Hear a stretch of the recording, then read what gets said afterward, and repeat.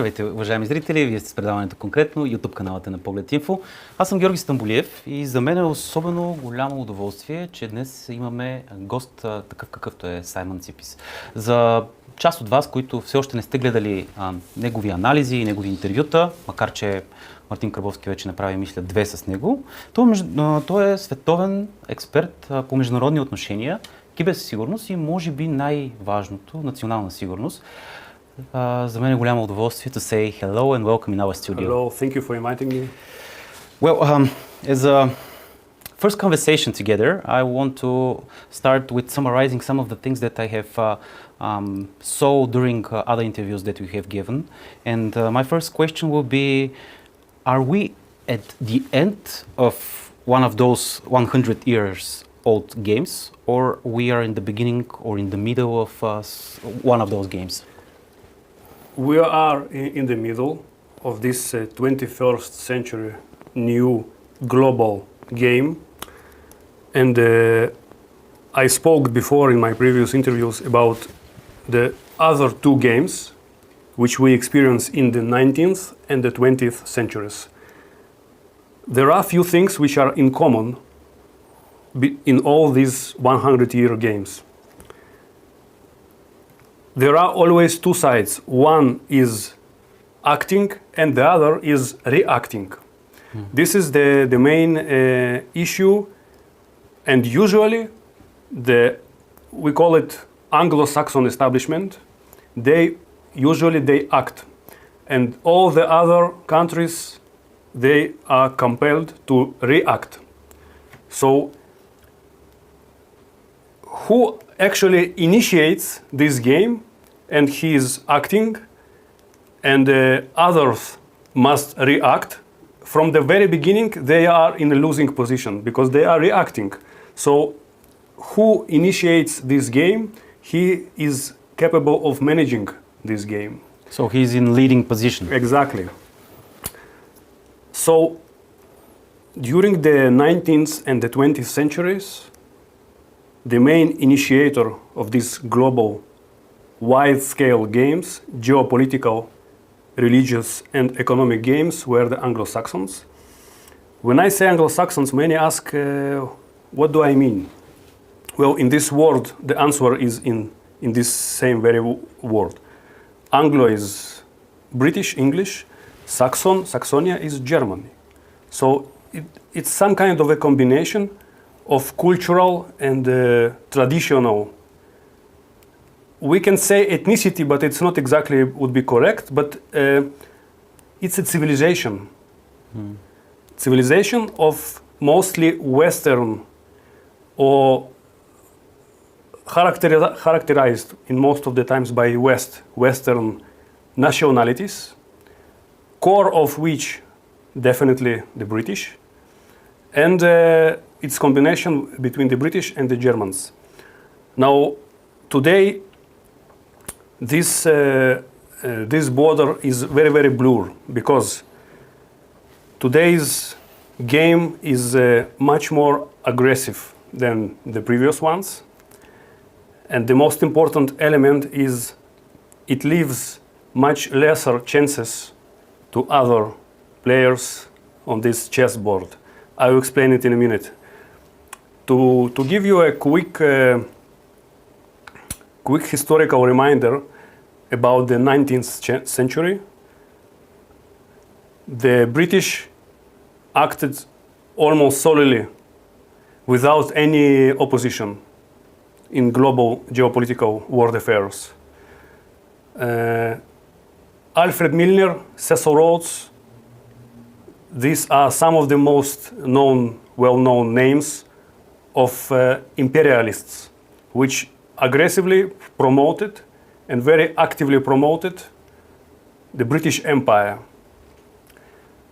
The differences between 19th and 20th century that towards the end of 19th and the beginning of 20th century, these imperialists had to leave their property, their colonies. And there is one significant element, I call it a pattern of behavior, of the Anglo-Saxonic establishment. And it's very interesting. I find it very fascinating.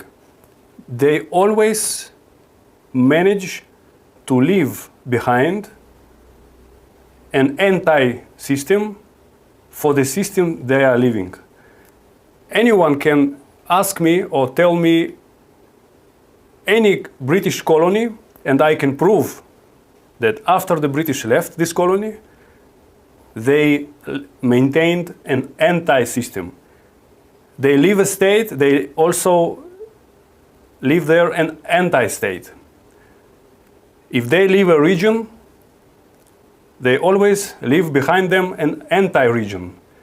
Middle East is the most significant and most vivid example, because the whole of the Middle East was at least considered by the British as colonies of the British Empire.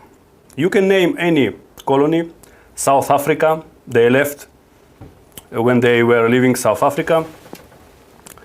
They managed to leave a place with permanent conflictful situation with the blacks, the local ethnical black minority, which was majority, but they actually managed to make it behave like a minority. When they left India, what did they leave behind? Pakistan. When they left China, what did they leave? They leave Taiwan. The same with Korea, the same with Vietnam. All these were colonies of the British Empire. The same with Afghanistan. After they left, first they created the Mujahideen, which later transformed to Al-Qaeda and later transformed to Taliban. Same people, different names.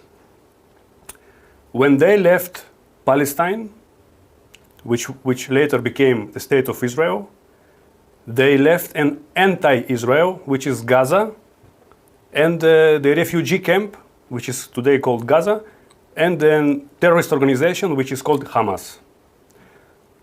So every time I say that states like Pakistan, states like Taiwan, or entity like Hamas is a project, a British project, immediately I receive feedbacks that I'm a conspirator. I'm a conspiracy theorist. But I can almost easily prove that all these states are actually, in fact, artificially produced and artificially created. Now, one significant element of these artificially created states is that they don't have a constitution. You can check the current colonies of the British Empire, New Zealand and Australia. They both don't have a constitution. The same coincidence is with Israel, my state, where I live more than 30 years now.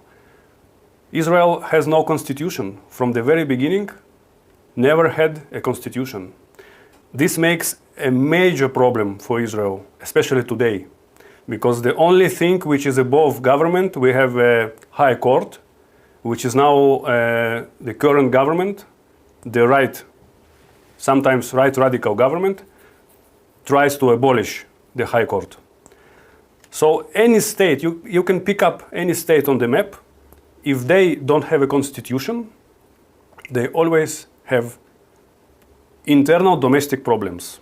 Of course, absolutely logical. Yes, so this is how you can tell that this country is either under the outside management or it's artificially created.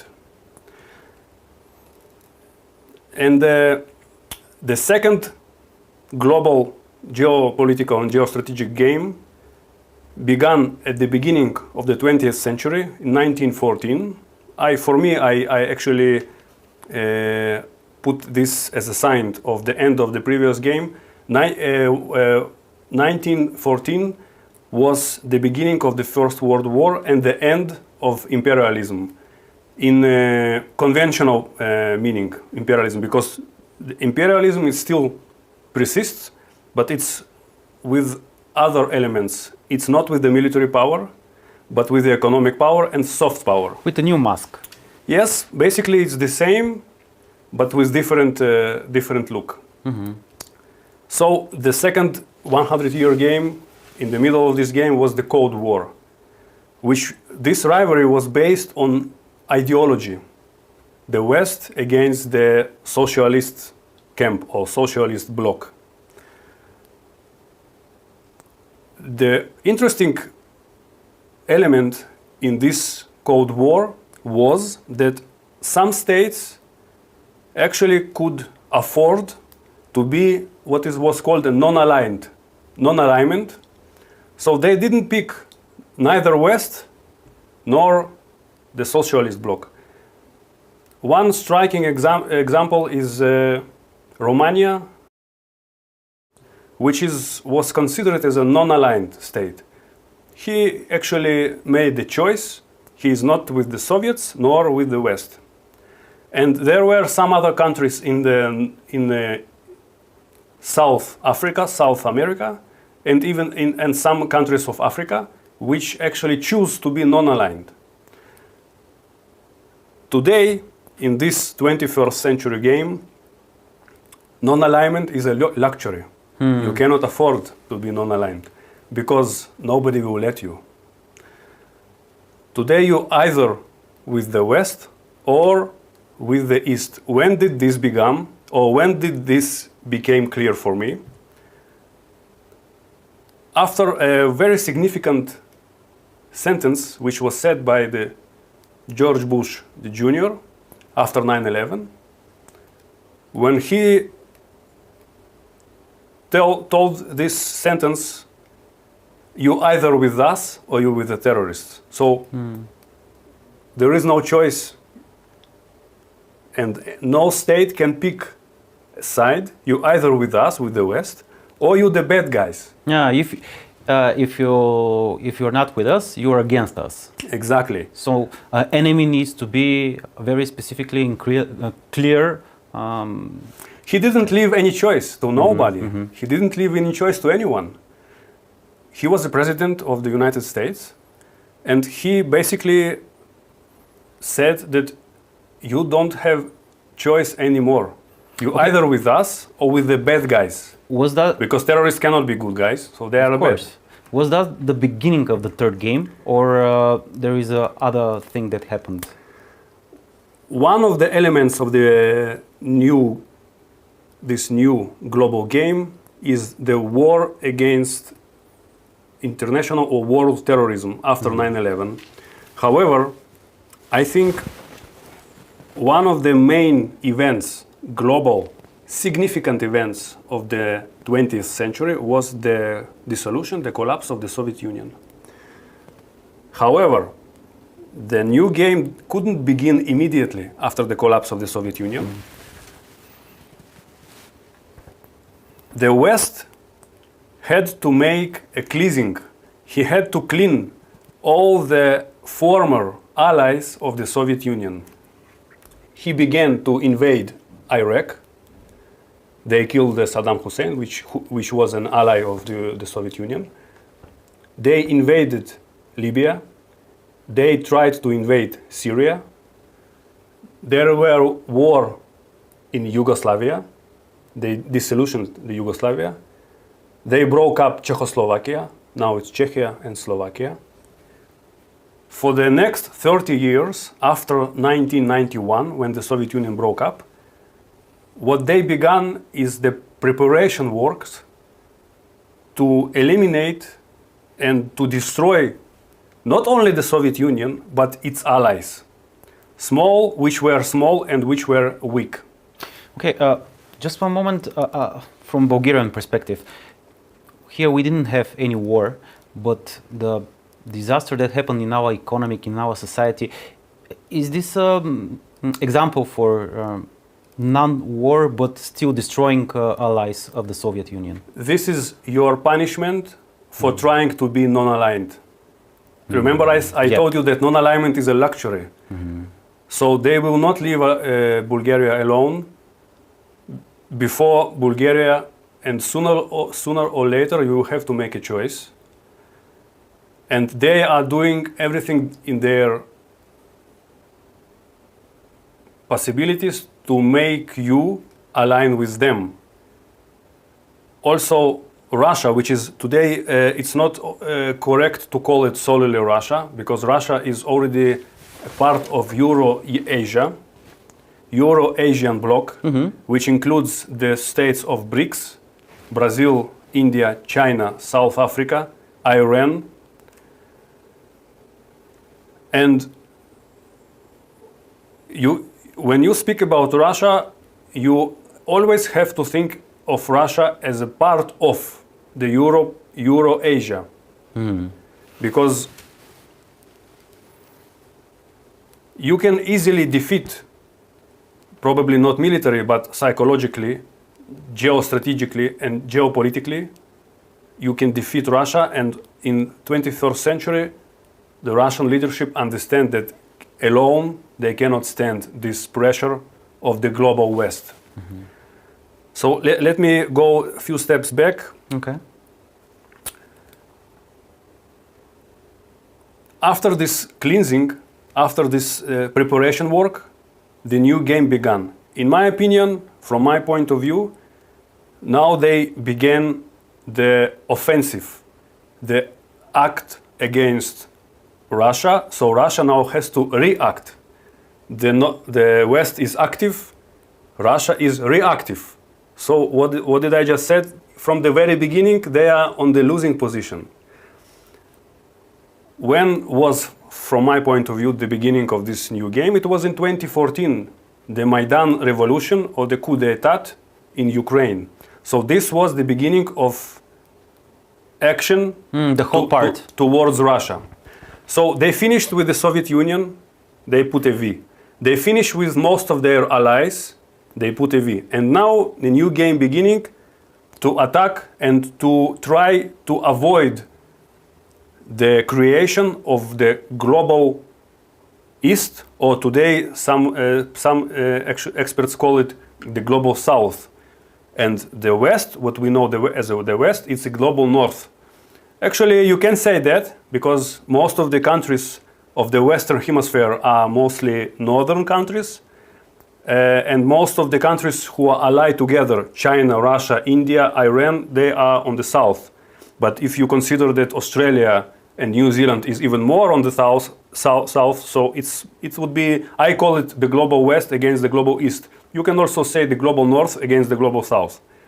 So now the new game, the end game of this new game is, with any efforts and almost in any price, to defeat the global East.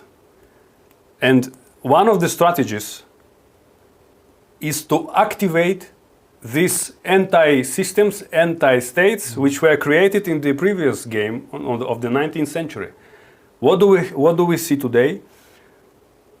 Today we see the tension between China and Taiwan. This is one region which can spark any day a global war, and between China and Taiwan. What we see? We see tension between India and Pakistan. It's not something new. However, Afghanistan is one of the main players. I'm absolutely confident that they will play an essential role in the creation of the next conflict or regional tension in this triangle: India, Pakistan, Afghanistan. What do we have now? What do we see in the Middle East? We see the war between Israel and Gaza, and the potential war between Israel and Iran. On this background, we see a historical normalization between Israel and the Sunni part of the Islamic world, the monarchies of the Persian Gulf, the Abrahamic Accords. So now they begin to activate their assets, which they left in the 20th century. They begin to activate them in the 21st century. So I think the main focal points of conflictful situation will be the activation of these anti-systems, anti-states, thesis against anti-thesis. They try to, usually they have the pattern of behavior, they take a thesis, they create an anti-thesis, and they try to make a synthesis.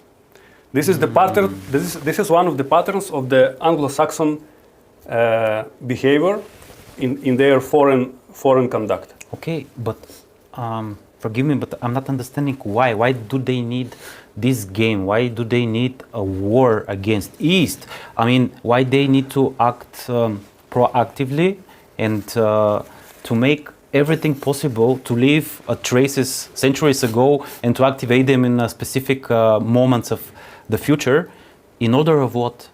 To destroy societies, to destroy countries, to destroy civilization. I mean, right now, you said it, it's a very risky moment. Right now, it's a matter of life and death for the East, as far as I'm understanding. What I'm gonna say would sound a bit strange for some listeners. And this is not a conspiracy theory, believe me. But actually, the war and conflict is the end game.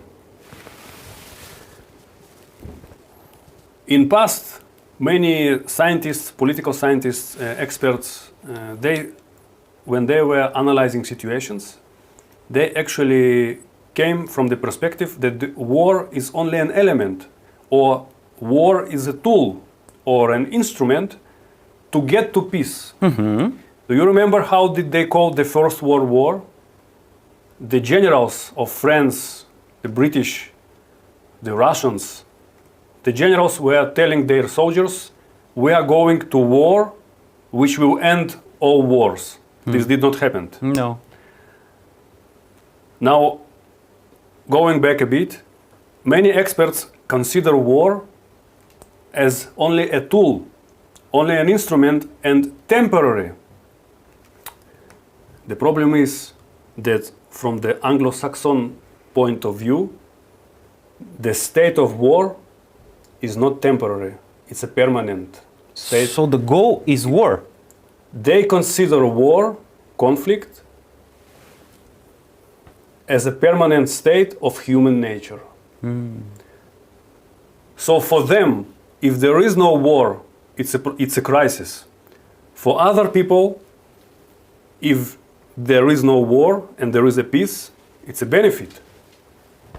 An evolution. You must understand how they think.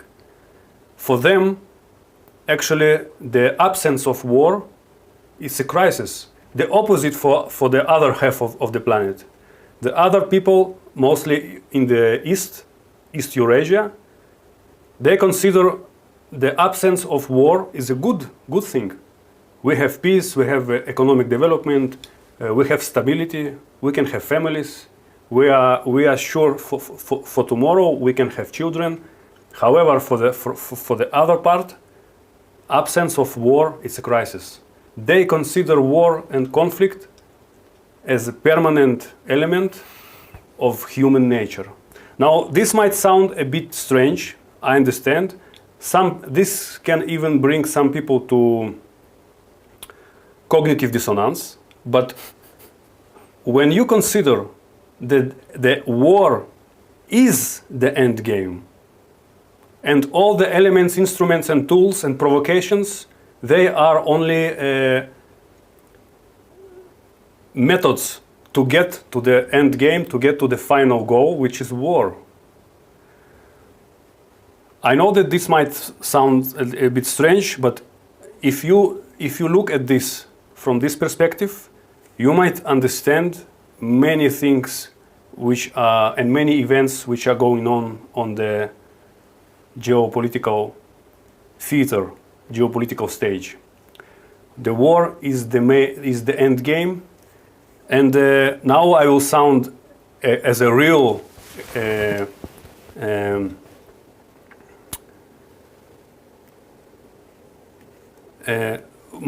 now what I'm gonna say is as a real conspiracy theorist, there is a writing on the $1 bill, Odoros aut kao, order out of chaos. You can check it in the web. Why would they put such a sentence on a $1 bill? Because they believe that you can realize an order only out of chaos. So for them, in order that the order will prevail, they must create chaos. So all their actions, over and over again, they are actually busy in creating chaos. Now, I know that this sounds as a conspiracy theory, but there is a book I suggest, only the title of one of the American scientists is called The Open Conspiracy. So usually conspiracy is occult, like closed. Everything which happens and you don't have explanation for this, or you don't have any solid proof, you call it a conspiracy theory. But what is going on is actually an open conspiracy. It's in front of our eyes. The creation, the continuous creation of chaos, out of chaos, out of chaos, out of chaos, actually is the chaos is the end game. There were almost no time in human history when there was a permanent peace. Always a permanent war. So there must be someone or some kind of a force behind it, which continuously creates conflicts, wars, and suffering. There must be, or there is? I would say there is, but for most of our listeners, I suggest you begin with there must be. But I'm sure that there is. Okay, that was part one. We have 5 minutes, and after this we will come back in the studio. Уважаеми зрители, ще продължим след кратка пауза.